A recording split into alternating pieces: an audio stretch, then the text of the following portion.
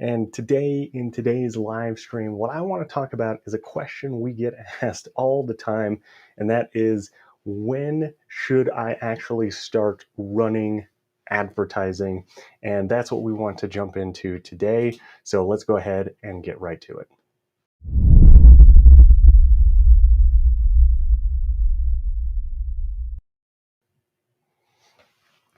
So this is, like I said, a question that we get asked all the time, and it's really, when should I start actually advertising my business?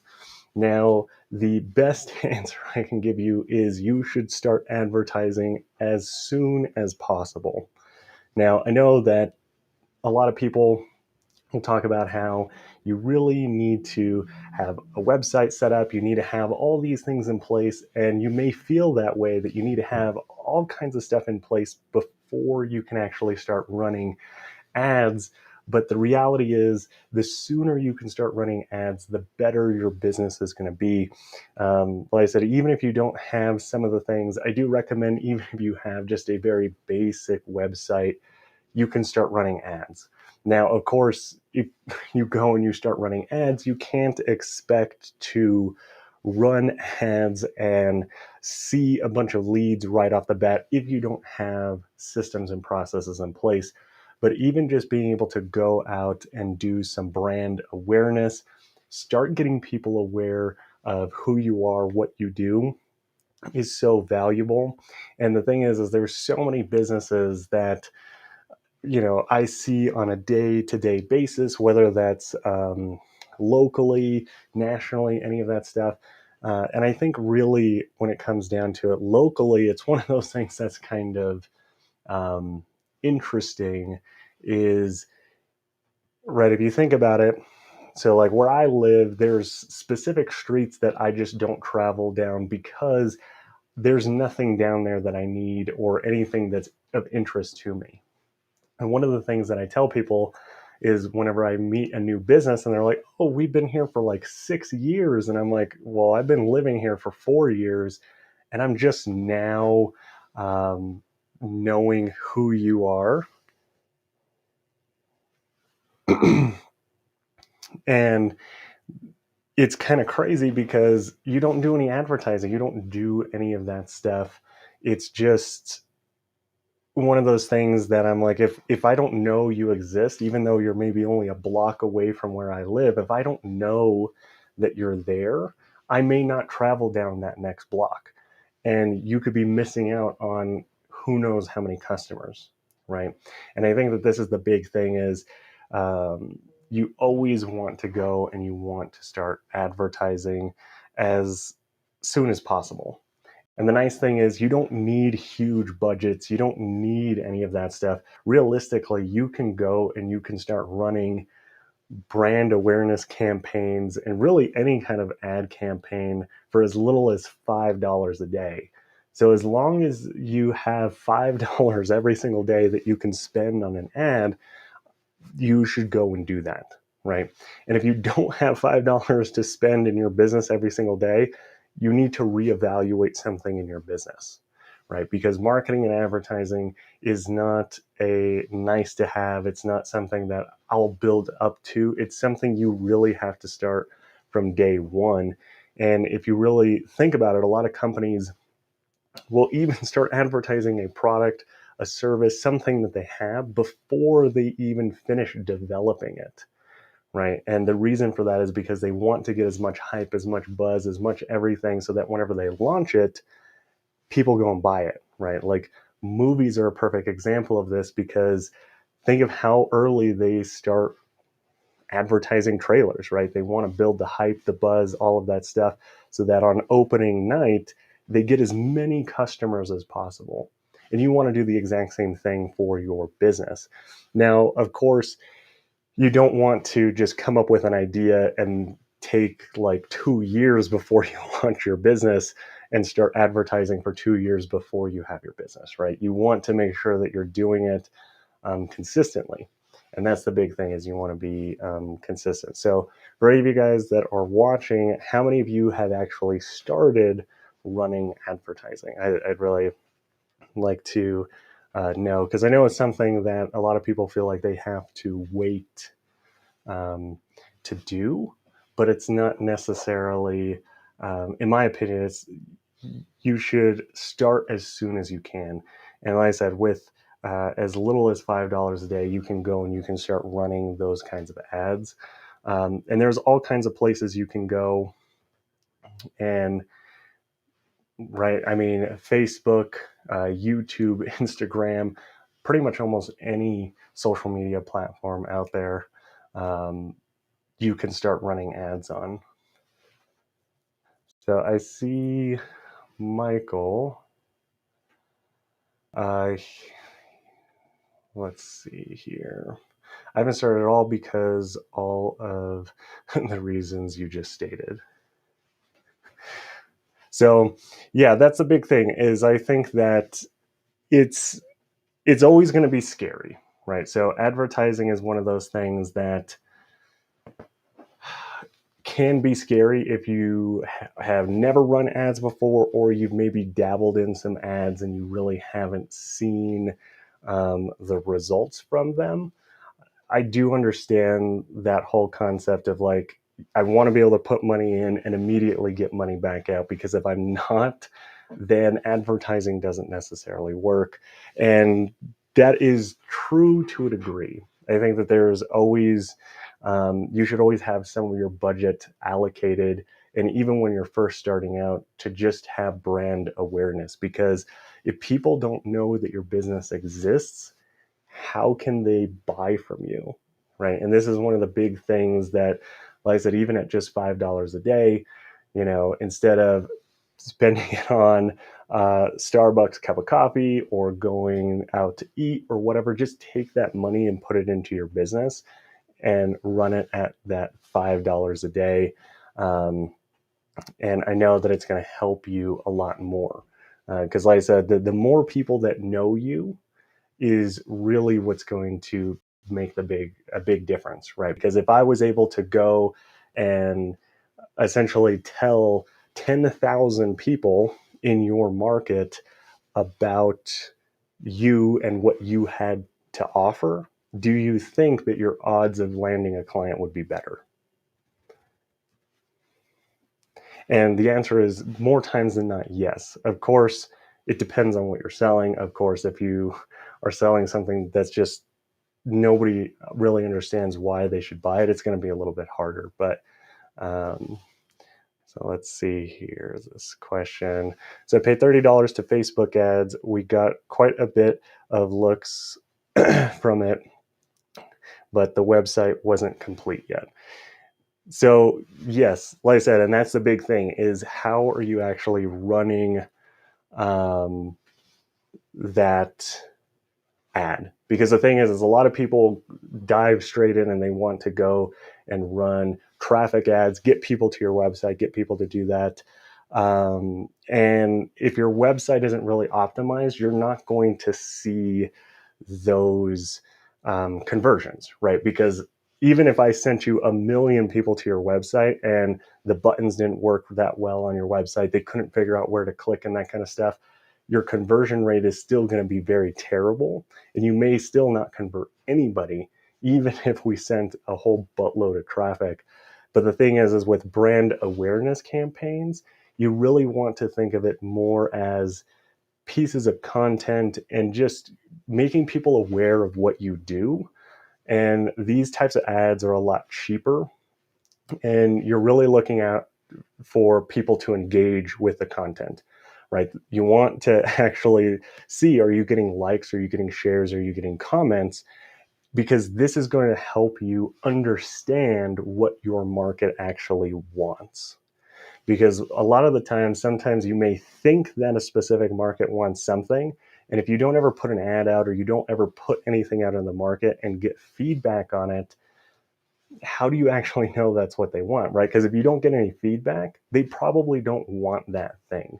And that's one of the big things that I think a lot of people underestimate branding campaigns and that kind of stuff, right? Like if you look at Nike, sometimes Nike just puts out commercials to make you feel good and to feel motivated. And it just helps build their brand. It helps build that connection. It helps build that know, like, and trust to get people to actually buy from you. Because one of the biggest concepts that sometimes, whenever I tell people this, it really hurts their brain. And it's because the objective of your ad is not to sell somebody. I'll say that again. The objective of your ad is not to sell somebody. The objective of your ad is to get them to take a specific action, right? And sometimes that action may just be to engage with the content or not engage with the content. Because if they're not engaging with what you're putting out there and what you're offering, then maybe you should go back and rethink what you're offering, right? Because if you put it out there and nobody's interested in it, it's going to be really difficult for you to now start selling something that nobody wants, right? And that, I think, is one of the big things. But if you put something out there and you get people talking about it and you get a lot of likes, you get a lot of shares, you get a lot of that, then you know that you're on to something. And now you can start understanding, okay, how do we design this? How do we develop this? What are the things that everybody wants to see on a landing page? And then you start building it out and you start doing that stuff, right? Because sometimes I think that we think about things a little bit backwards when it comes to these things. So let's see. Thoughts on running ads before the launch of the business to get prospects to joining a wait list. Now, this can work. It depends on what it is, right? So a perfect example of something similar to this is if you think about Clubhouse. Clubhouse is technically like a waiting list, right? They're still in a beta phase. They're still in a whatever kind of thing. It really depends on what you're offering, because not everything people are going to necessarily want to be on a waiting list. And that's something, like I said, you have to kind of test your market. And that's why I think that if you're coming up with your offer, right, because we've talked about this in a video that we put out, is understanding that you really want to start selling not just products and services, but you want to come up with a good offer.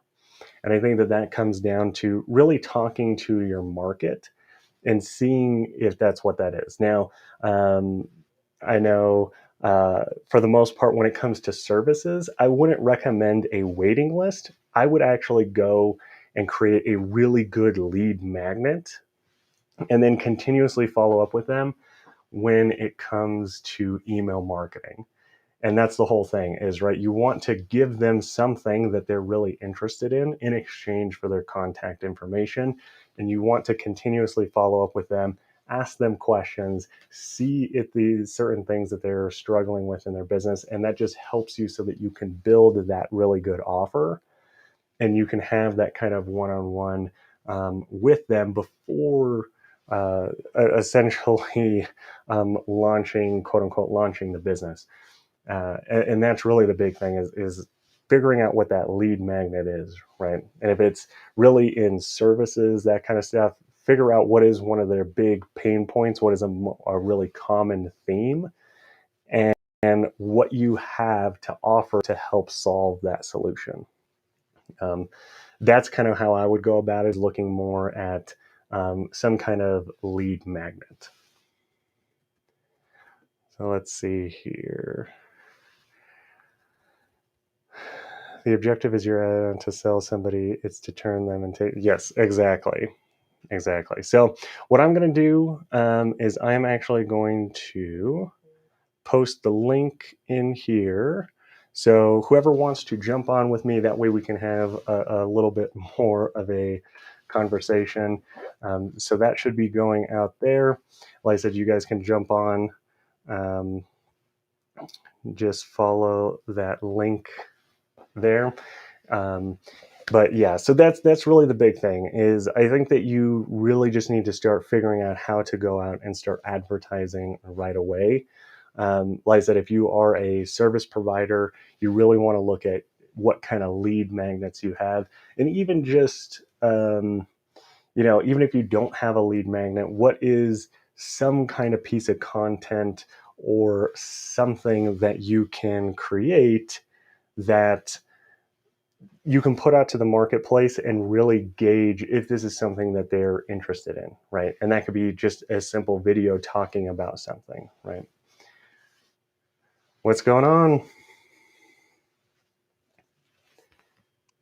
Can you hear me? Yeah, I can hear you. Okay, good. Well, appreciate you stepping up on the live stream thing. So I needed to find out regarding this because I really don't have any systems and processes yet on how to go about what to do once I start an ad, where I go from there. And I haven't been going that way because I'm going trying to follow a system right now of what I thought was get the ad ready, get the demo reel, get that all done, get my Mm-hmm. business LLC things in there. I felt that those had to be in place before I even put an ad on there. So, but you're saying to just go on and do it because they want to. I need to be brand aware. I need to basically show awareness of my brand and the service I provide. My question to you is I feel that it's becoming non-linear. So as I put this ad out there, Mm-hmm. I feel I can still work on getting my other things built out, my demo reel, my website. Mm-hmm. That's you're saying it's feasible to do it that way. Yeah, I definitely think it is. The big thing is I think that in my opinion, like the bare minimum is that you should have your LLC. You should be an actual registered business. You shouldn't technically be doing business without those things. Um, so anytime that I talk about like from the beginning, I already, in my opinion, I think that you should have those things. And like I said, whether you're a solopreneur or a solopreneur, uh, what is it, self-employed, however you want to do it, that's totally fine. And the big thing is, like with your website, you don't you want to have a website. It's my thing is it's always a work in progress.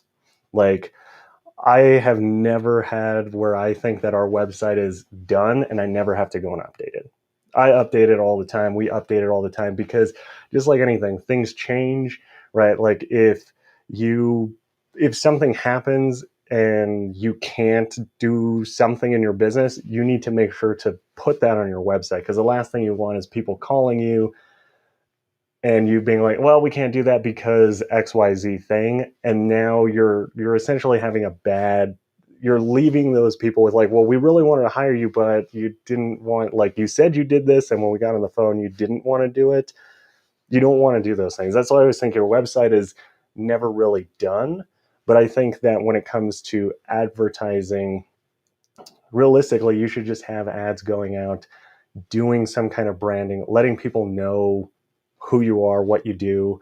And like I said, maybe it could even just be like a piece of content, right? Because like with video, that kind of stuff, like I know that you do a lot of like content, right? Like I want to help you as a business create content. But if you want to help me create content and you don't even have your own content, it's kind of one of those things. And it doesn't have to be like a whole gob of content, right? My thing is I would just, maybe a video talking about like why video outperforms images.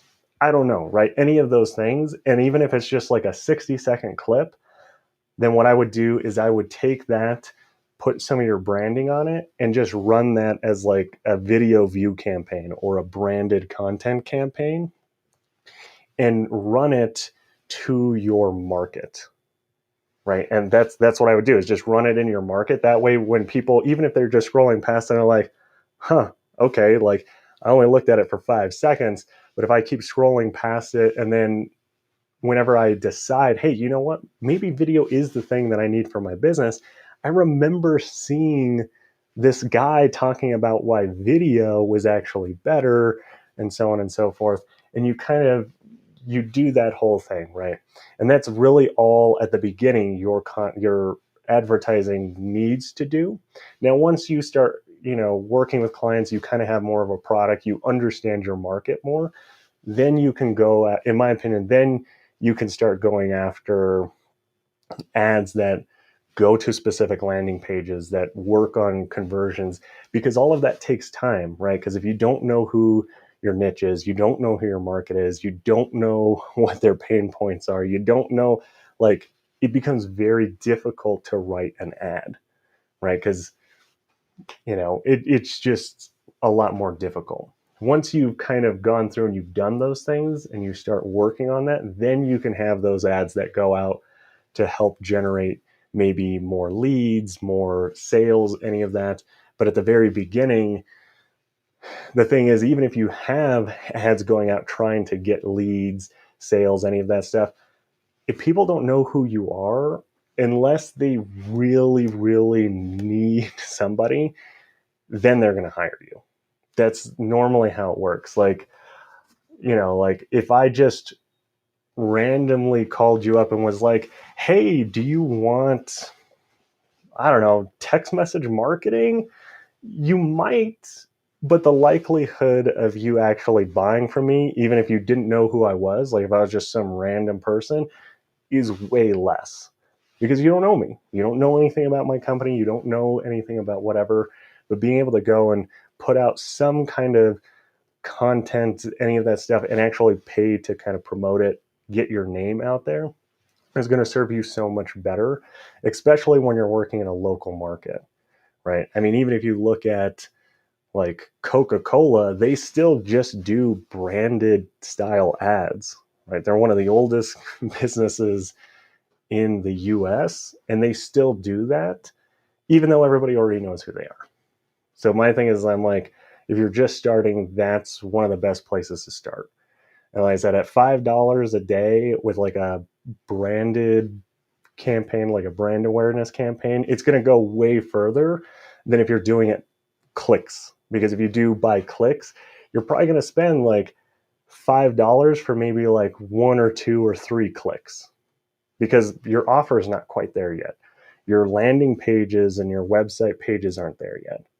So to me, that's kind of the big things. I think a lot of people just jump into that because they're like, this is what Facebook says or whoever out there says. And, and that's fine, like I said, but at least to me, it's very difficult for you to buy something when you don't know the person or whatever. That's why, like, sometimes when you go to a restaurant, like, it's difficult for you to go to a new restaurant because you don't know if the food's going to be good. You tend to go to the place that you've always gone because it's just easier. You feel more comfortable, that kind of stuff. And usually when you go to a new restaurant, it's because somebody else recommended it to you, did those kinds of things. So that's the big thing, at least the way that I think about it. And whenever we start with, sometimes with a new client, if they don't have that much brand recognition and we don't know what, like, if they're not quite there, right? It helps us work a lot of that stuff out, like kind of work out on your offer, right? Because you talk if you talk about like, hey, we do animated logos, check out a few of our logos, and you just run that as like a video view campaign, and you get like 10,000 likes and shares, and people are like, hey, this is really cool. That's probably something you should sell. Now, if you do that and you don't really see a lot of attention on it, then maybe that's not something you should focus on. And the cost of running that ad at the beginning is going to be way less than going and spending the time to build a landing page, build your sales process in that, all of that stuff. It's going to just save you a lot more time. You can go and you can start testing these things. And I think that's the other big key factor, is a lot of people don't realize that advertising is also a part of testing, right? Not every ad that we put out is just going to kill it. Like, I wish it would, but sometimes it doesn't. Sometimes it just flops and we have to go back and look at it. And was it the copy? Was it the creative? Was it just the offer, right? And instead of going and spending, like I said, however long, 20 hours designing and developing an entire page on your website, talking about all the things, getting all the stuff, and then nobody even wants that, like you're cutting out all of that time to a degree. So I hope that kind of makes sense. It does, it does. I really want to go in a little bit. You don't have to go into a specific detail tangent, but this is I'm at I want to start this, but I haven't started this. It's the building Hmm. out my LLC, right? And long story short, the accounts. Uh, if I'm starting out, how many accounts, business accounts, do I need? And how much do I need to put in them a certain amount to just get started? So once I get an actual transaction, I have it ready, but I haven't started that because, like I said, I'm all Yeah. starting everywhere, like out of place. But I want to get this your take on it. If I'm just starting out accounts, business accounts, I need to know how many do you start out with, and what's the minimum amount should I put in there just to hold it in place, I should say. And Yeah. we don't need to go into super detailed about it. It's just, Yeah. My big thing is, like I said, almost every platform that I can think of off the top of my head allows you about like a $5 minimum. So however you want to do it. Now, the way this is just my recommendation. You don't have to take it however you want. My thing is so one, advertising, any advertising that you spend is a tax write off. So even if you don't make money back from it, you don't have to pay that amount of money in taxes. So, like, to me, that's already one benefit to doing it.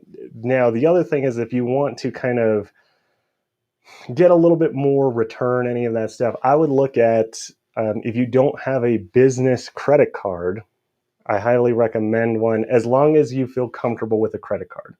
Now, there's a lot of credit cards out there. So, like American Express is really good about it, where if you spend any money on advertising, they'll either do like 5% cash back on any of that advertising spending, which to me, I'm like, if you can do that, why not do it? Or if you want to do the whole like get points, and if you do like want to do traveling and all that kind of stuff, or redeem it for whatever, they do that as well. That's the big thing is, like, to me, if they allow you to do that, that's kind of how we like the route that we go, is because if we spend all this money on advertising and we can get money back for spending money on advertising, not just from like running ads and getting customers, but if our credit card processor will give us more money back, I think why not do it?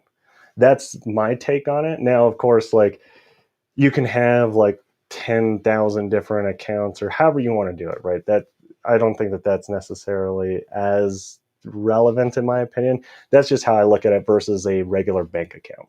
Because a bank account isn't going to give you money back for spending money on ads. So that's why I said kind of weigh your options there if you feel comfortable with a credit card. Because I know some people don't. Some people don't like the idea of credit cards. Some people don't like that stuff. And that's totally fine. The one thing though is just remember any amount of money that you spend, you can write off on your taxes.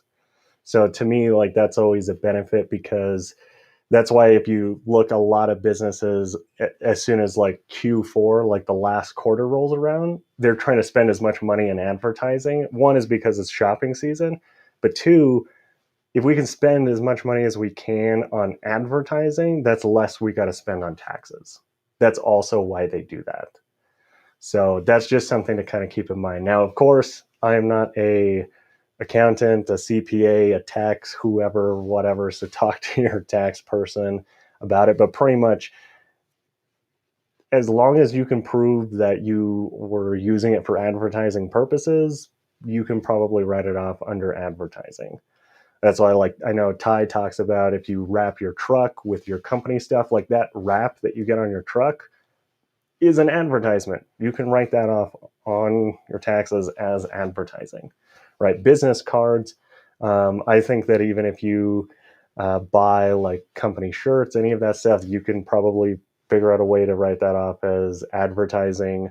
or really anything. Granted, pretty much anything you buy in your business you can write off to a degree, but that's a big thing is there's a specific line item all for advertising. So and that's why I said at the bare minimum, I think if you can spend $5, which is about $150 a month in ads. That's why, like, usually whenever I talk with businesses, I'm like, you can probably try and find $150 somewhere, right? That's why I'm like, even if you just are like, hey, I will animate a logo for you for $50, get 3 people to do that a month, that's your advertising budget. Like, whatever you got to do, however you got to like figure that out, you know, that's the big thing is just doing that. Uh, I don't want to take over the conversation. Help me out, Roddy. Help. Oh, come on, man. Come on, man. So, am I on? Yeah, Yeah, you're I on. hear you. Okay. So, yeah, I'm doing this actually on my cell phone, so things look a little different uh, than they do on the computer. So I'm like, where am I at? Anyway, no, man. I mean, if you got questions, bro, ask them. I mean, that's what we're here for. Oh, I understand that, but the thing is I'm gonna have to leave really soon, like really quickly. Okay. That's why I wanted to get some other questions, not myself, but other like you. Maybe I could put it in. That's why I wanted you to come up there. But bro, if you got to leave early, man, ask away. Do what you got to do. Okay, I'll just leave it at this. You recently I've gotten basically a lot of beta videos, but they're not my niche. Reason I'm doing that is I'm was building out my demo reel, but also experience. I haven't been a lot of videography experience. I just need to know, Mhm. okay, trying to find my systems and processes. My question to you is, I felt that this is the route I need to take because it was it was not conductive of me to have an ad, have the LLC set up, have the account set up because I didn't have something like a foundation. I thought building that out was a foundation of videography set up first before I could move on to the next domino tile. Am I I making any sense to that? Yeah, no, I get it. So the big thing is, right, like your background in video is not to the level that you may feel confident enough to do it. And in my opinion, I don't think that there's anything wrong with that. Like, granted, my big thing is like whenever I started my production company, I knew nothing about video production. My thing was is I was like, okay, well, if I am really serious about wanting to learn video production and really just understand that kind of aspect, because that's what I wanted to do way back in the day, my thought process was I was like, okay, well, if somebody pays me money, I have to learn how to do this. And whenever I started, I didn't have a niche. I didn't know anything. My business acumen was like zero. So I totally get that where you're coming from. My thing is, I don't think that that's necessarily bad. One is you can always go and you can get clients for whatever. Now, if you want to be more consistent, not essentially ride the roller coaster of having sales one month, not having sales the next, that kind of stuff. That's really what advertising is going to do is it's going to help make those dips a lot less. Now, of course, my thing is it's I think it always comes down to what you're most comfortable with. If you don't feel like you're to the point where you can maybe start running ads, I would try to ask like exactly why, like what is it that you feel you why you can't run ads? Is it just mainly that your confidence in like No, I the believe the serve? I believe it's the systems and processes. That's I don't have a systems and processes. I feel like it's a chicken and egg scenario.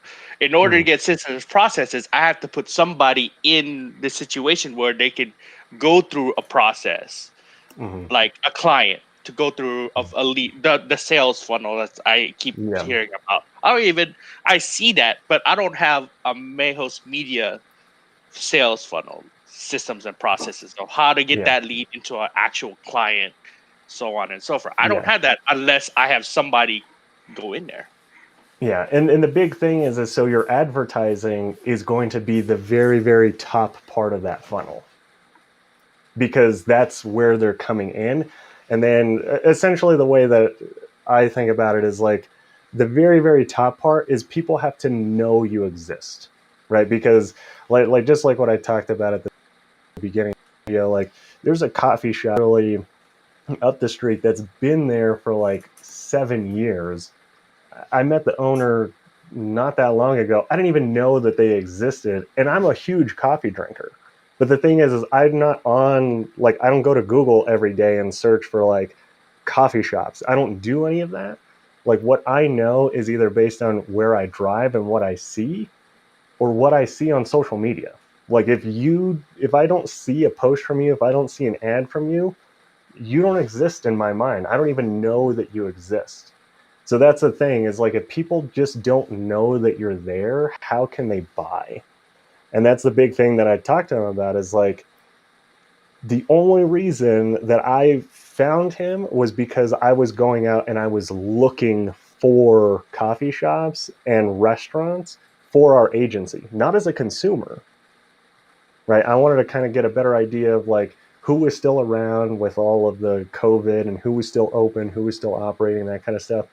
I went out and I did that, but as a regular like customer to go buy coffee, they've literally been there for like 6 years, and I've been living here for like 5 years. And I'm like, still didn't even know that they existed. And I love coffee. I buy coffee all the time, right? And that's the whole thing, is like if you're not out there, you're not putting yourself out there, people don't know. And then you can't have, like, you're never going to be able to test the rest of the funnel, because if you can't get people in it, how do you know what's working, what's not, any of that stuff? And like I said, just by making people aware of who you are, what you do, that kind of stuff. Like I said, I mean, that's the same reason why companies still buy billboards, because people drive by them every single day and they see it and they're like, oh, right, that lawyer, whoever with Law Tiger of whatever, I don't know, all their random names of whatever, you remember, right? And that's the whole thing. Granted, I don't hardly drive anywhere anymore with everything shut down for the most part. It's getting better. But that's the thing, though, is like, I don't know, right? And even, like I said, they're just up the street. It's just I don't drive that way. Like everywhere that I go is the complete opposite. And if I just drove one block further, I would have known they were there, but I just never had any reason to drive one block further. And that's the thing that's crazy, is it's like, because I'm just one block away and I never went down your street, I never bought from you because I didn't even know you were there. Go ahead, Rodney. No, and I was going to say, too, I mean, in addition to what you're saying, to kind of piggyback on that, I think that's a good reason to utilize your beta clients as well, Mike, is to let them know, like, hey, look, you know what, I know that, I'm kind of doing this pro bono, like I'm doing it for free, but you're giving me back a bunch of information and data, but I want to take you through this process, right? The invoices are going to be zeroed out. They're not going to pay anything, right? You're going to charge them what you normally would charge, and then you would discount it 100%. But that will help you build that process and kind of figure out, man, you know what, that was actually a good thing I did there. Let me make sure I make a note of that. Or, you know what, that crap did not work for this client, right? And that will kind of help you build those processes, because we're actually kind of in a similar situation now, to where we're starting to document more, like, hey, look, whenever we onboard a client, we start to do this, and this. And granted, Honeybook helps a lot with that on the intangible side, as far as like things I need to do on the computer, but still being able to have either a soft copy or a hard copy of step 1, 2, 3, 4, 5, right? Going through that process with that client, beta or not, is a huge help. And I would recommend that you do that with a beta client and just let them know ahead of time. I want to take you through the step to help build that process, but boom. Yeah, and that's on me. And like what what Ty said, that you can get you guys, you, Tim, and Ronnie, you guys can give me all the skills, but I need to actually do and take action on it, Mhm. and that's what I'm doing. Is uh, I am taking action. It's just taking a long time. It's like, man, it's like I'm not making any excuse. I have I have a day job, and I have to work it on it once I'm done with that day job, and it feels sluggish at times. It's like, man, I only got 4 hours to do this, and it's I'm right like, there with you, baby. I'm right there with you. I, go I ahead. work like, I try to work from like 6 to like 6, like 12-ish hours, 15 hours, and I still feel like I don't have enough time. So Even if you own a business, you feel that, wow. well, that's just like, to me, I'm a workaholic, so don't like to me, like, one is I wish I was more of a morning person. I am not. I am more of a late night person, which is not good for you. So I'm trying to switch that habit. But like, that's a big thing. Like, to me, I'm like, if I could work like 20 hours a day and still like be somewhat, to a degree, a little bit more functioning, I would probably do it. Because like I said, it is those things. Like, you got to put in the work, you got to put in the time. But the best thing, like what Rodney was talking about, is you want to make sure that, because sometimes I think that when you're doing something for free, you're like, oh, well, I'm doing it for free. I don't need to do all of these things, right? And that's not the right mentality. Trust me, like, I used to think that. I was like, oh, like, we're doing it for free. I don't need to send you an invoice. I don't need to do whatever. But the thing is if you do that, it gets you into the habit of not doing those things, even when you have a client. And it's just not great. Like, even though it may take a little bit more time, even though it may do any of that stuff, the best thing to do is like I said, if you think about it, like, so one of the directors that I worked with for Big Brothers Big Sisters, he used to do a lot of construction. He used to do a lot of stuff like that, and he used to own his own company before he moved into the position he was in. And one of the big things that he talked about was, like, whenever he was first starting, because he used to do a lot of the, like, if somebody's like they're going to do construction, he has to go and do all of the surveying, make sure it's not on like ancient Indian burial ground and have, like a poltergeist situation going on or whatever, so They that's moved what the his bodies, but job you left the was. headstones. Or Pet Yeah. Cemetery. Yeah. Yeah. Any of those things. So that's what he did. But he said whenever he first started, it took him like months to create this like binder of stuff, because this was back in the 90s, right? So a binder of like documents that he had to go and fill out. He created all of that from nothing. It took him months to do that. And he did it with his first client, and his first client, he did the work for like pretty much like dirt cheap. And it took him forever to do all this stuff. But he said that getting through all of that, doing all of that, helped him so much more, because once it's done, then now you know the only small things that you need to tweak. And then you can go. It's so much work up front, but once you do it, it's just going to save you so much time. And like, for us, like, the big thing now, like, I'm rewriting our email sequence. It's literally taken me like a month to do. Not because, like, whatever. The big thing is, like, for me, one is I'm not great at writing all the time. So it's something that I always have to practice at. But the same thing is, I want to make sure that it's exactly the way that I want it. But I know once we have it, it's all going to be automated. So as soon as somebody comes in and they subscribe to anything, they buy anything, they're going to get that entire sequence. I never really have to worry about it again. It's 100% automated. Took me maybe a month, 2-ish months to write the whole thing. But then after that, I never really have to worry about it. Then I just maybe have to go and tweak some things. And like I said, that's really how I feel business is. It's like all of these things they feel like they're so long, and it feels like you're never going to finish it. But then once you finish it, it becomes so much easier than just never doing it. Because I don't know how many times that I put stuff off and I put stuff off, and then I'm like, dang, we really need to do that. And I'm like, I should have just done it whenever I wasn't crazy busy.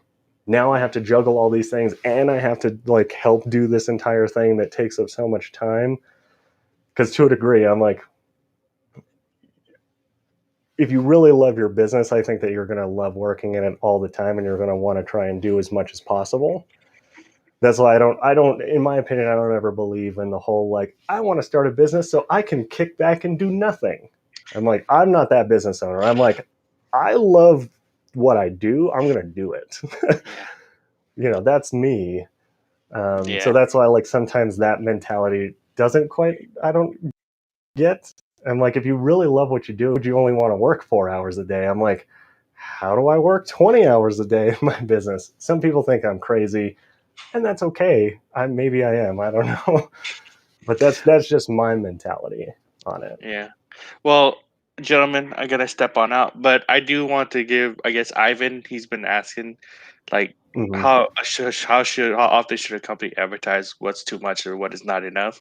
I Yeah. wanted to know about that.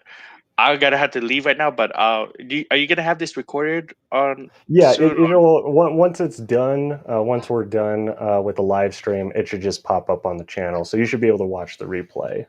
Okay. So, All right, gentlemen, you guys have a good night. Have a good one.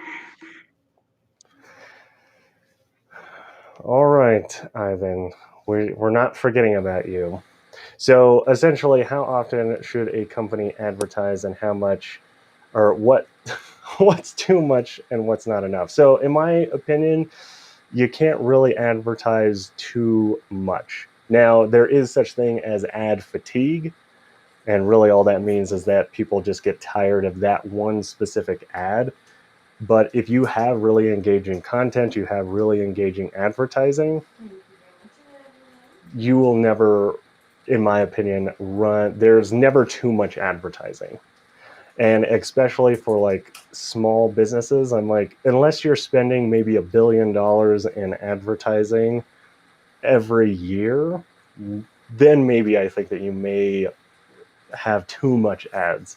But I don't think that there's such thing as too much advertising, because there's new stuff all the time. It's like content. Like, realistically, I think of advertising the same as content to a degree. If you're not going out there and letting people know what you do, what you have to offer, any of that stuff, somebody else is going to go out there and do it. Like, that's just what it is. Like, if you stop advertising, then your competitor may go and start advertising twice as much as you do, and people will forget about you. Like, that's just what it is. I mean, there's just so much out there.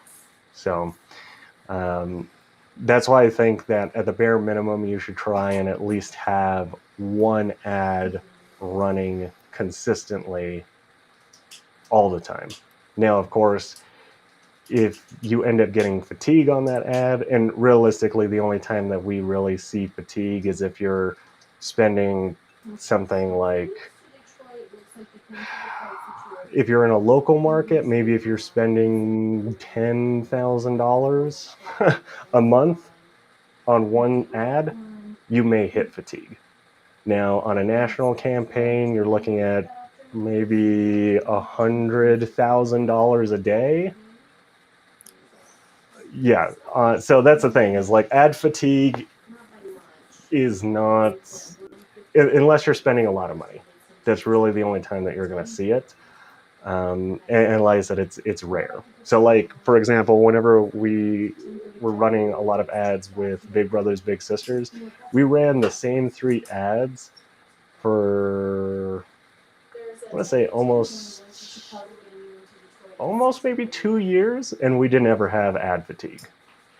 And we ran, I can't remember exactly how much they were spending a month, but we ran those 3 ads for almost 2 years with no ad fatigue, because of just the way that the local market is.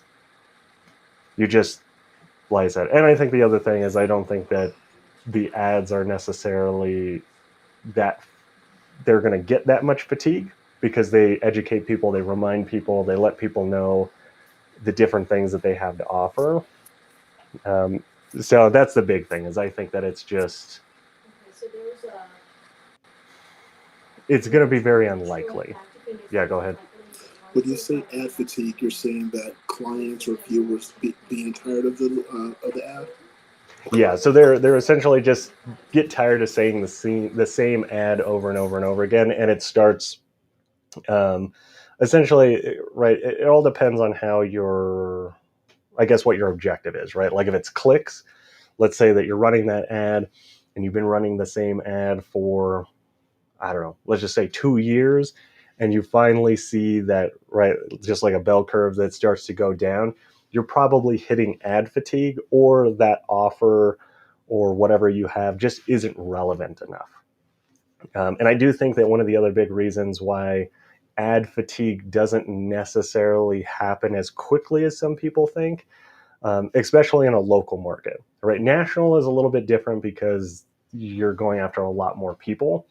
But in a local market, the average person in the US moves every 6 years. So you always consistently have people moving in and out of your state all the time. That's why, to a degree, I don't believe in when people say we have a established customer base. It's probably not as big as you think it is. Because, like I said, the US average is people move every 6 years. So the thing is if somebody, and that's not like the time that they find your business. Like maybe I found your business and I'm getting ready to move in 2 weeks. You think that I may be a loyal customer or somebody that's going to come back and do repeat business with you, but that's just not the case. So that's why I don't think that ad fatigue on a local level is really that much. That's why, like I said, maybe if you're spending like $10,000, like maybe if you're spending $10,000 a day, and depending on how big your city is, like you'll probably hit ad fatigue because people are just going to see it everywhere and they may get tired of it. But um, if you're not spending like $10,000 a day on an ad in like a 1 mile radius, then you're probably not going to hit ad fatigue. So uh, yeah, at least from what we've seen, at least from what we kind of know, that kind of stuff. So let's see here. From your standpoint, what type of content has performed the best across social media? Live, shorts, long form, etc. So, in my opinion, there is not one single thing that has performed better than anything else. And the only reason for that is because it depends on, in my opinion, it depends on the platform and it depends on your market. And the reason I say that is because if you think about it, the reason you go to YouTube is a lot different than the reason you go to Instagram, right? On YouTube, you'll probably be okay if the content is really good, it talks about the things that you want to learn, and if that content takes 20 minutes, then on Instagram, right? It's like, when was the last time you watched a video on Instagram that was over, I don't know, 25 minutes?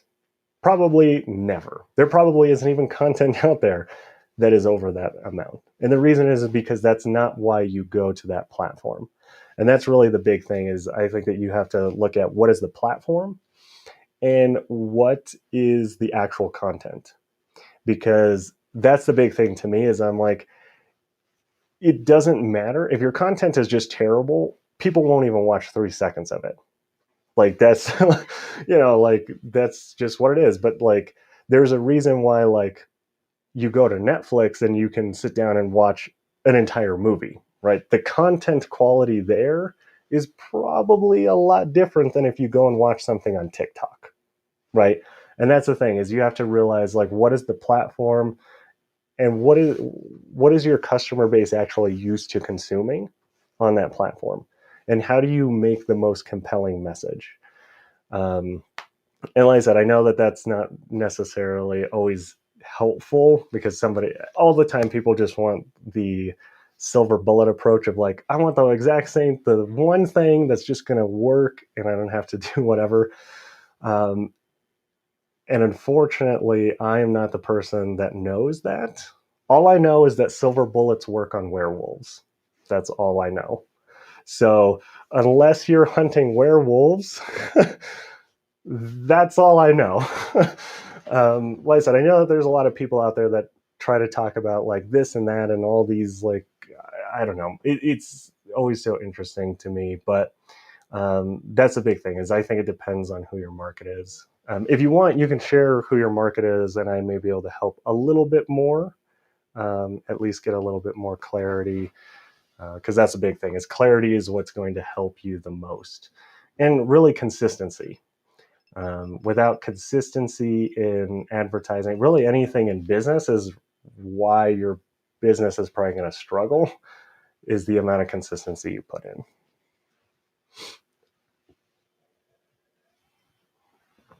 So I don't know if you have any questions, Rodney. Well, I've got a couple things going on. Wife is actually working right now, so I have to be kind of quiet because she's on with clients and customers. And then two, I'm actually in the middle of working on some projects right now as well, so I gotta whisper a little bit. But I'm liking the questions that are coming up because they have addressed a few things. I missed, I think, like the first 5 minutes because I think I came in like right when Michael was like, yeah, I'm basically doing everything you said not to do or whatever it was. So I gotta go back and watch that. But yeah, I think a big thing that you mentioned is that people aren't gonna buy from you if they don't know you. And that's one of those three pillars. People buy from who they know, like, and trust. And if you put yourself out there, advertising wise, don't expect to have anybody knocking at your door. Yeah, and I think that's really the big thing. Is I'm like, if you take the know, like, and trust, the very first thing is people have to know who you are. People can't trust you or like you if they don't know you. And that's why, to me, like, posting on social media, that kind of stuff, like, it can work, and organic can work. It's just a long-term game, right? That's why, like, if you go and you talk to some SEO companies, they're like, well, it might take 6 months before you actually start seeing rankings, and that's fine. Except, I don't know about you, but like me in my business, I'm like, how do I start getting customers yesterday? Like right now, I don't necessarily want to wait 6 months to hopefully whatever. And that's why, like, paying money guarantees that you're going to get in front of people. That doesn't guarantee that they are going to turn into your customer. That's your job of understanding your market, coming up with a good message, coming up with a good offer. And like I said, really understanding that your advertisement is not to sell somebody, it's to get them to take the next action, whatever that is, right? Like I said, that could be engaging with more content, that can be going to your website, that can be downloading a PDF document, lead magnet that you created, that could be whatever number of things. So that's a big thing, because if people just don't know what you have to offer, and that's really what an ad does, is it gets you in front of your target market. And like I said, test your offer, test the market, see, is this something that they're interested in? And if not, then you don't go and you spend all that time, money, energy, like I said, building sales pages, building offers, writing contracts, doing all this stuff for a product that nobody wants, right? It's a way for you to go and kind of test the market, test everything before diving into something 100%. And that's why, like I said, if you look at some big companies, a lot of times that's kind of what they do. Like video games are a perfect example of this, right? Now, of course, you actually have to deliver on what you promise. You don't want to be a cyberpunk game and deliver a game that was half made and nobody likes now and everybody just gets crazy about. But that's the thing, is, right, like, they put out a really good trailer talking about how great this game is that isn't even made, to see, is this something that people are going to like? Is this something that they're going to buy? And if it is, then we can have all of our developers build this entire freaking game. And if the market's like, meh, I don't really care about that game, well, now we just saved a crap ton of money because we didn't hire all these people to essentially develop, design, do the voice acting, all of that stuff for a game that nobody wanted to buy in the first place. It's the same kind of thing. And that's really why I said, I think that you to a degree, have to have your company. Like I said, in my opinion, I always think that if you're running a business, you should actually be a business and then do the thing. Because, like, even if you sign up and your LLC is, you know, I don't know, Random Dude Productions, and you decide that I don't want to do production work or I don't want to do landscaping, you can always just get a DBA and go under a completely different company name and not worry about any of that stuff. And that's totally fine. But you want to make sure that you have that. That way, if somebody sues you, you're somewhat protected. That's really more of what it is.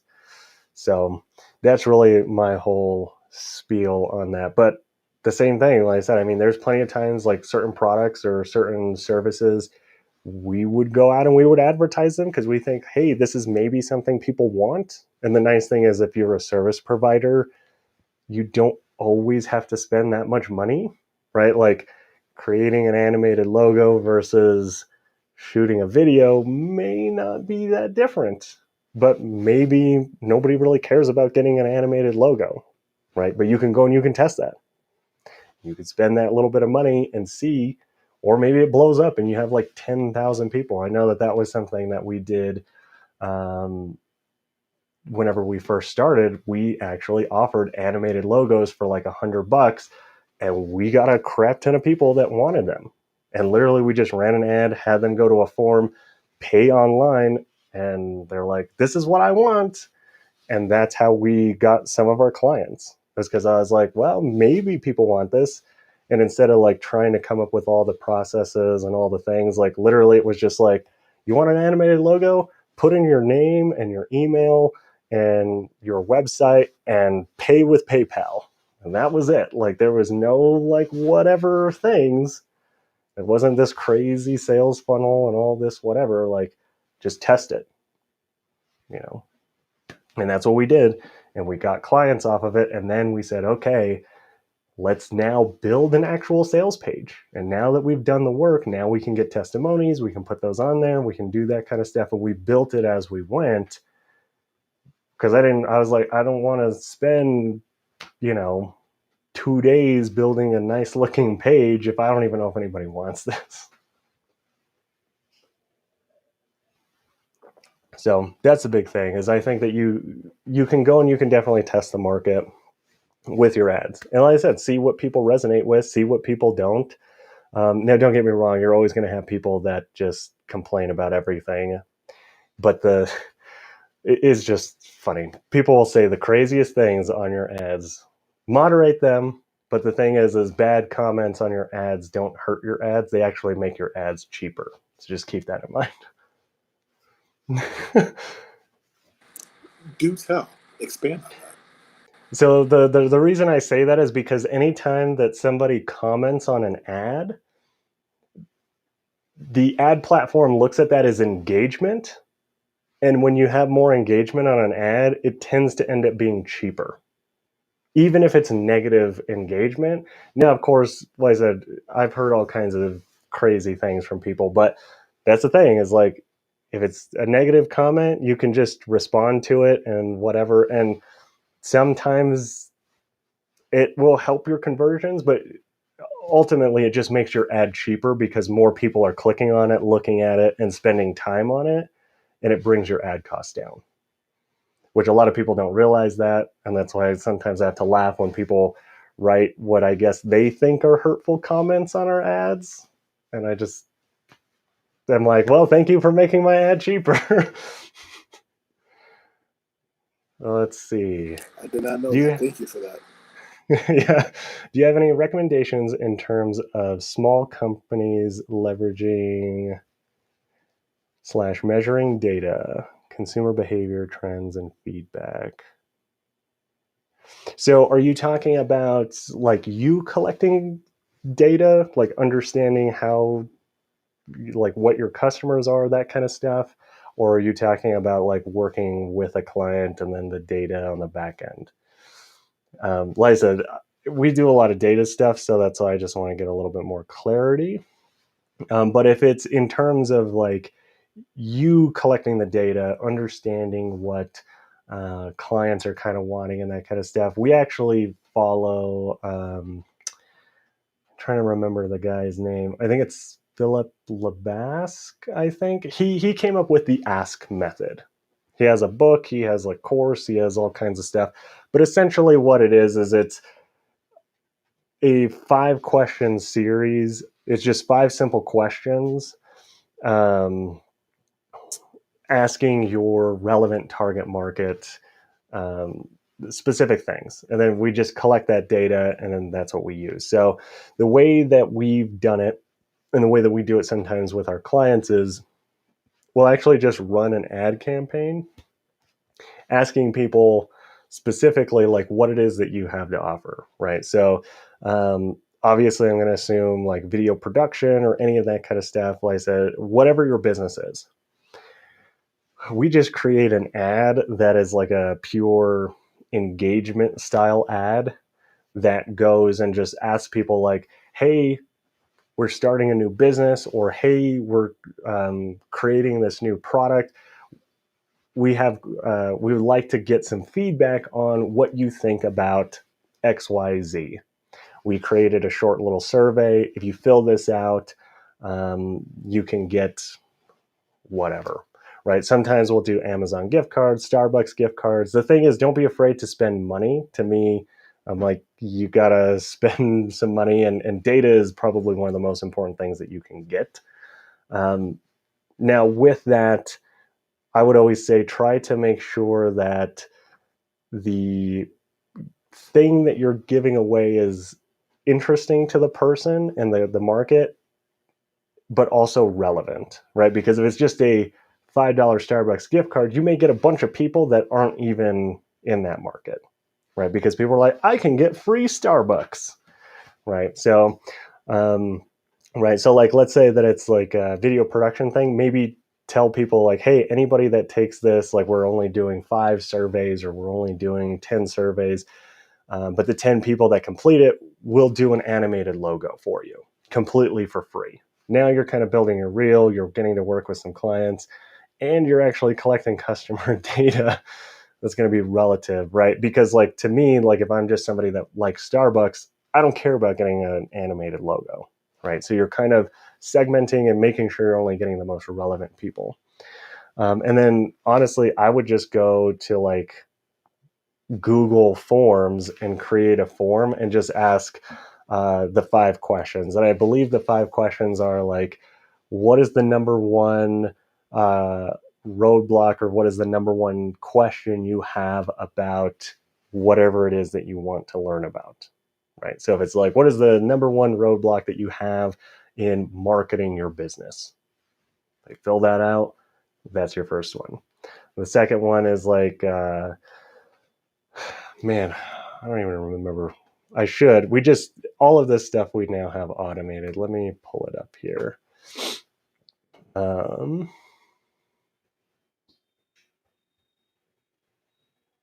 As like I said, I am all about automation and not having to remember how to do all the things. But yeah, and then I know one is asking like, what is one of their number one fears? If the, whatever the thing is, like, what would they like to learn about it?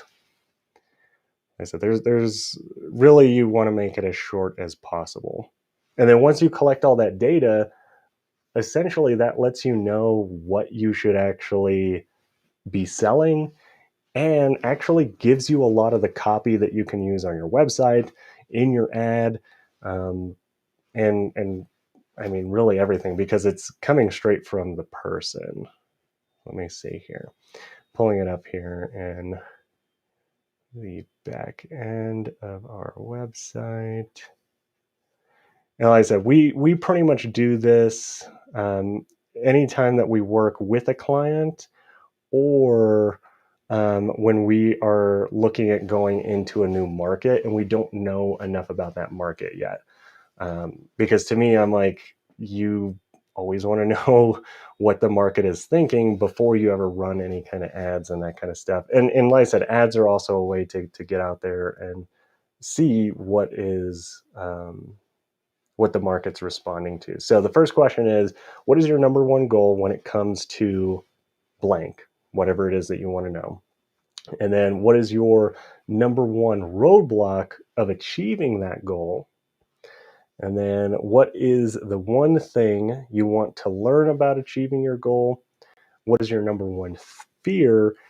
And name 3 additional things that you would like to learn about whatever it is that you're interested in learning about. So those are pretty much the questions that we ask. And we actually put those together and run them as an ad, like I said. So we'll just let people know, hey, we're looking for people that are whatever your target market is, to give us feedback or your opinions. Opinions usually work better because everyone loves giving their opinion about something.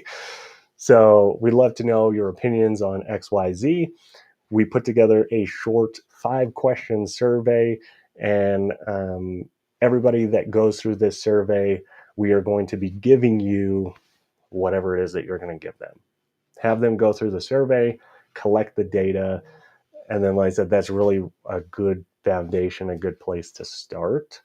Because like I said, you take all of that and look through everything, see what everybody's talking about, see the common questions, and then you use that as your copy on your website. You can use that in your advertising, and you can start using that to essentially designing and developing your specific products and services, because they just told you exactly what they have a problem with and what the main roadblock is and what they want to essentially learn more about. And if you get their email address, which you should probably do, their name and their email, so you can contact them to do whatever it is that you're giving away, now you have an entire customer base that once you design and develop this product, you can go and be like, hey, remember that survey that you took? You said that you were having problems with this. Is that still something that you're having issues with? If so, we actually came out with this, and it does this. And essentially it talks about all the problems that they told you they had and addresses those problems, solves those problems, and now you literally have a turnkey solution that you designed and developed because the customer told you exactly what they wanted. So that's really the big thing there. And like I said, we normally do those surveys, and we do a lot of that stuff. Once you kind of have a customer base and you start working with your market, I recommend always sending those questions out maybe once a quarter to your existing customers via email. And just let them know, like, hey, every quarter we're going to do this. That way we can better serve you and help you grow your business.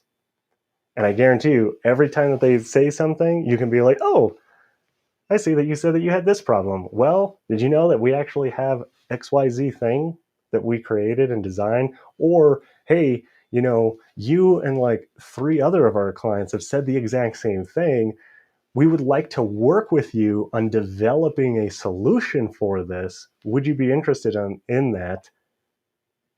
Now you already have a buyer, right? Like, you're showing interest. You're essentially, like I said, being able to design and develop your products with your customers, and you know exactly what they want, and it becomes so much easier to sell because they're telling you what to sell them. And like I said, that's how we really look at it. That's why, like I said, with email marketing, with all of that, and once you have your customer base or even your beta clients or any of that stuff, like, send them a survey, send them those kind of things. Always be collecting that data, because like a perfect example is with COVID, like the things that people were worried about in 2019 before COVID was way different within the first few months when everything was being locked down. And even now, people have so many different things. And that's why consistently going out and surveying your customer base is going to help you understand where the market is. And then if you have your customer base, you can survey them. Now you also know that if they're feeling that, there's probably other people out there feeling the exact same thing. And you use that to create your ad to go get new clients that you don't have. So it's a whole ecosystem of essentially it is kind of like a rinse and repeat kind of thing. And like I said, that's really the big thing, is just think about it that way. And that's why, like I said, to me, you should always be running ads as much as you can, because it's just a fast way to get information, get data, and get clarity. And I think that's really the big thing. Is I think a lot of people think about advertising as like, I spend money in ads to make sales, and that's true, but it's also to get clarity in your business, in your market, in your products, your services, any of that stuff as well. And I think that's probably the biggest part of advertising people just don't think about or just completely skip over, is it's more about the clarity. Because the clearer you can get on understanding your market and understanding their pain points and understanding the way that they talk, the things that they care about, the things that they don't care about, the more effective your sales process can be, the more money you can charge, and really the more scalable your business can be. Because without clarity, you're kind of just throwing stuff in the dark, right? And that's really what advertising does. Is it's not always just about, you know, and like I said, I think that there is a lot of misconception with everybody out there talking about advertising. It's like, I want to put $1 in and get $10,000 back out. And I'm like, that could happen, but it's probably not going to happen on your very first ad. It's just not. It's like trying to ride a bike sitting backwards with no training wheels in the dark. You might be able to do it, and there may be like one person out there that could do it, but for the majority of us, it's just not going to happen. You got to get clarity, and that's what it allows you to do. So I hope that makes sense. Like I said, look at a lot of advertising and a lot of things, but I think that's the big thing, is just realizing that it's really, like I said, if you have $5 that you can spend every day, you should probably start looking at it. And if you're new to advertising, you've never done any advertising, you literally know nothing about it, we have two videos currently. We're working on some others, but we have two currently. One showing you how to start advertising on Facebook and Pinterest. Now, with Facebook, that does also include Instagram. So there's really 3 platforms that you could potentially be running advertisements on. Now, like I said, check out the other videos on the channel. We do talk a lot about marketing and advertising and just all kinds of stuff.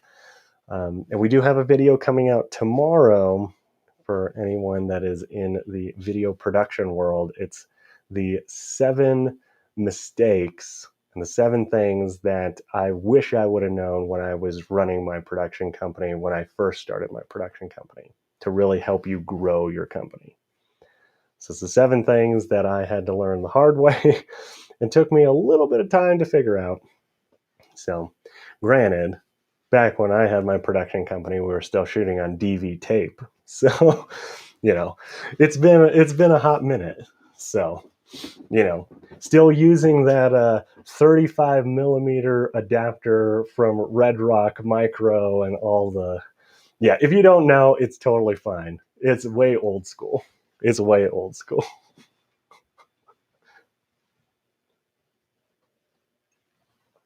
So, had our company a little while ago with production, but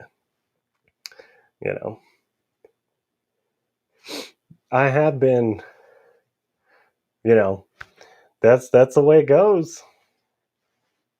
I mean, I have our old camera. It's I think it's in my garage.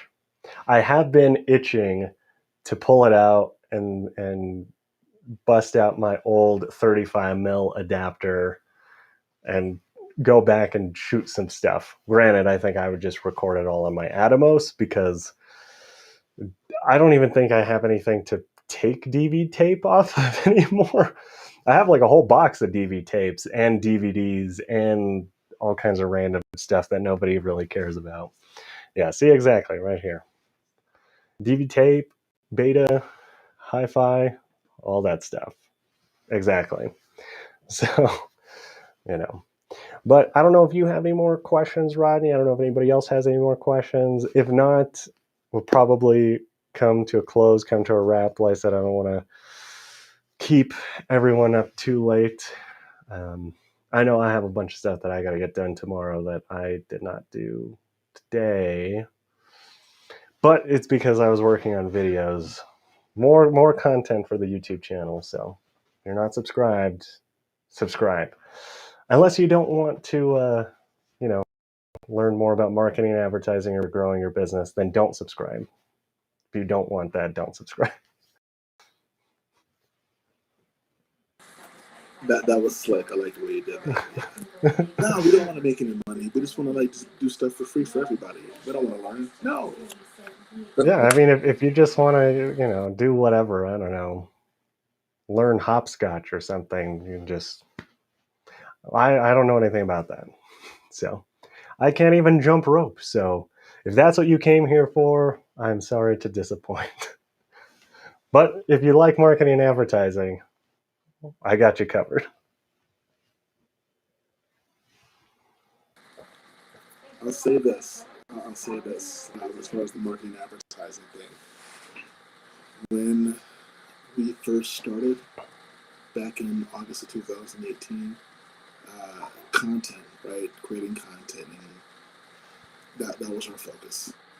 And we came across something, or I know I came across something that like kind of hit it and was like, you need to include marketing in what you're doing. I mean, how else are you going to be able to get your name out there, right? And whether it's maybe running ads or whatever for clients, or just creating content that you use in house, whatever.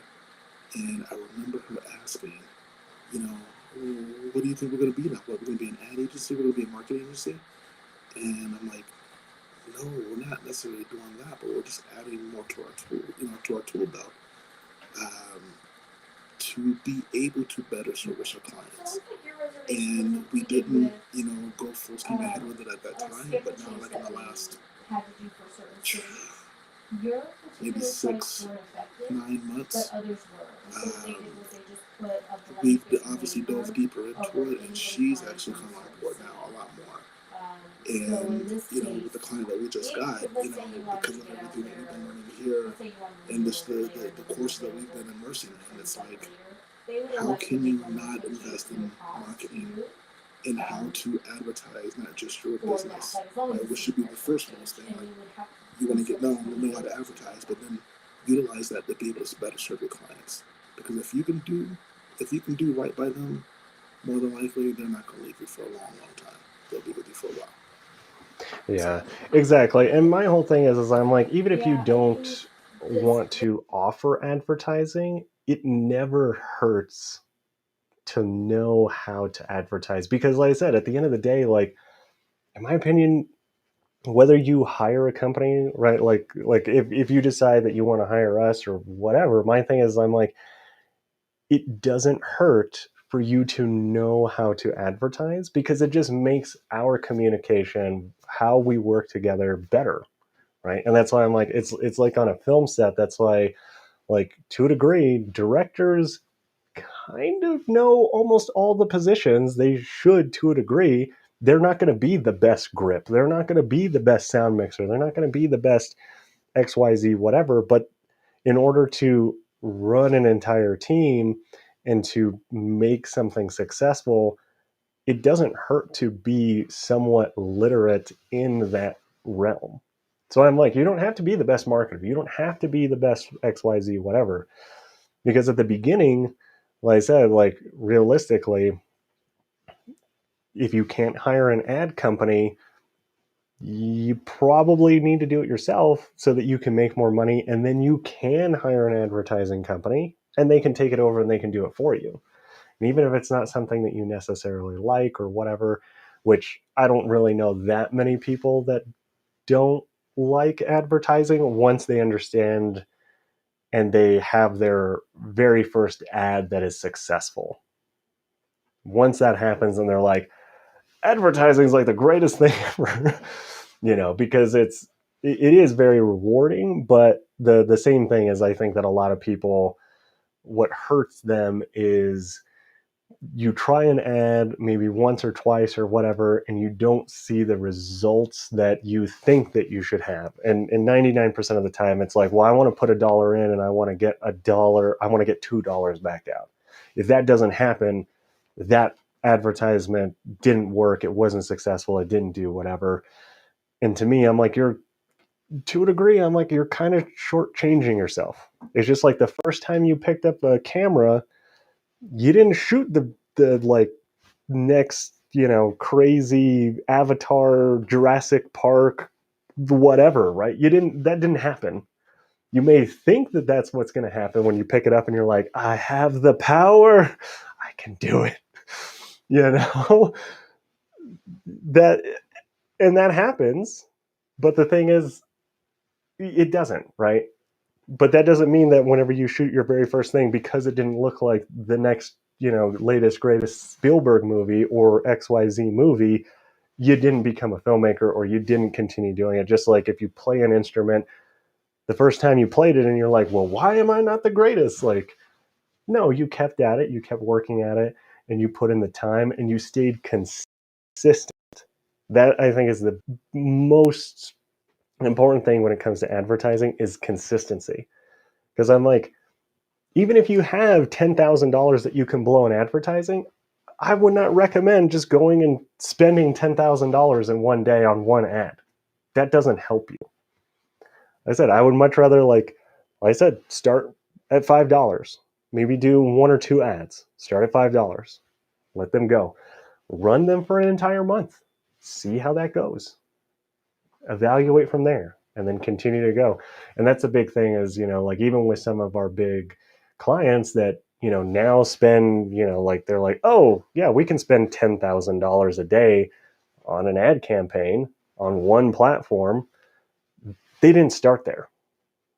We started at $5 a day, running an ad, testing it out, waiting an entire month and being like, look, regardless of if today we get 5 clicks and tomorrow we get 20 clicks and then the next day we get 1 click, it doesn't matter. Let's just write it out, see what happens. Stuff happens. Like things happen. People are in all different places in their life. So stuff happens. Just write it out, be consistent. And that's really how you grow your advertising.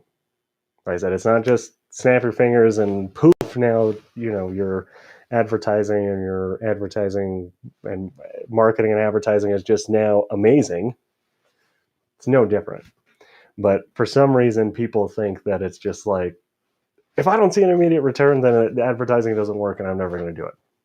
And I'm like what I tell people, I'm like, well, if you're running a race and your legs get tired, do you chop them off and hope that you can win the race? But that's the exact same thing. I'm like, advertising is the exact same thing. If your legs get tired and it doesn't seem like you can make it, just keep going. Just keep going. Like, you will get there. You will finish the race. You don't chop them off and be like, well, we don't need those no more. But that's really how I look at advertising, because it's really a crucial part of your business, and you have to realize that. And like I said, you don't have to, thankfully now, you don't have to spend tens of thousands of dollars, right? If this was like, early 90s, even early 2000s, yeah, you'd probably have to have at least $5,000 to get a billboard, or, $5,000 to put an ad on local radio for maybe a couple of months. You don't have to do any of that now. That's why I'm like, right now is the greatest time to ever be advertising. It's so cheap and it's way more targeted, and you can learn so much more. You don't get locked into contracts, because like billboards or radio ads, you had to buy in 6-month periods and you only got one ad. And if that ad sucked and nobody liked any of it, well, you got to run it for 6 months and you're already committed to it. Where like social media, online advertising, email marketing, text message marketing, all of the things, you can run an ad today and you set it up in 24 hours, it'll be running. You can start collecting data.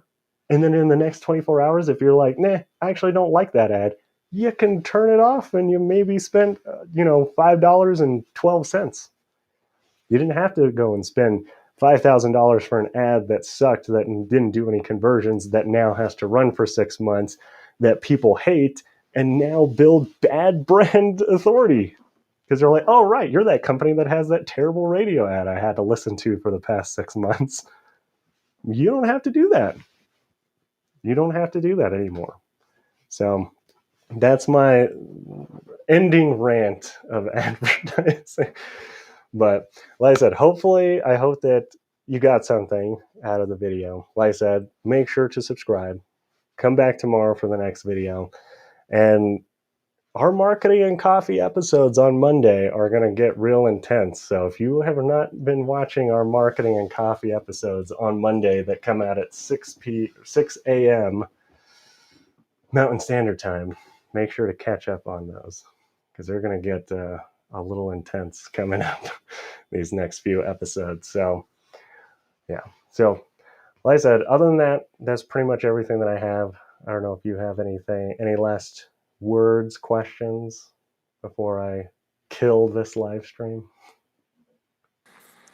No, just a huge thank you, man, for stepping in as always, and always creating, providing value. Sorry. Phone got it. Yeah, no worries. I'm so excited. But yeah, no I just want to worries. say thank you, man. Appreciate you. All right. Well, I'm sure I will talk to you soon, as always. But other than that, I will sign off, and we will say goodbye to YouTube